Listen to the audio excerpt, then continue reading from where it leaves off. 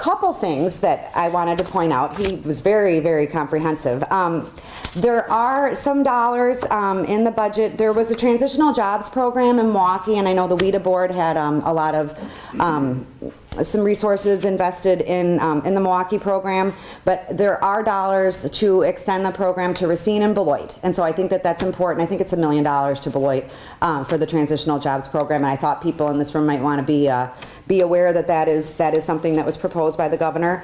And also the statewide expansion of family care is in the budget, and for those of you that that have perhaps older family members or developmentally or mentally or physically disabled family members, family care is the program that runs a managed care model to take care of those populations. Right now we have a legacy waiver in Rock County, and so those are basically, those services are provided, but there's a very long waiting list. What family care does is it tries to reduce that backlog and create a more sustainable model.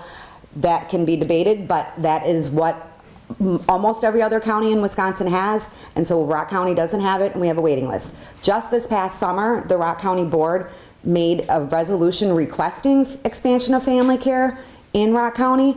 For all the years prior to this, they haven't asked for it because they didn't know if that's the direction that they wanted to go. If you have been following it, they wanted it, and then they didn't want it, and they wanted it. Well, the county board has made the commitment, and actually, I've had some meetings with the department to find out what that would look like from a timetable standpoint.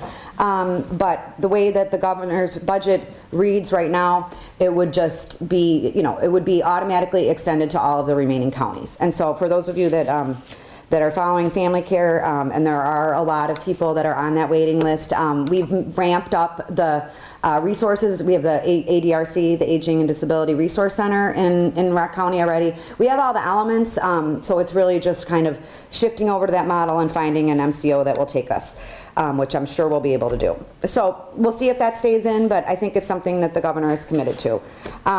Again, I think Steve mentioned the major projects for the transportation infrastructure, meaning I-39, I-90. That project will remain on schedule as far as the governor's budget proposal is concerned.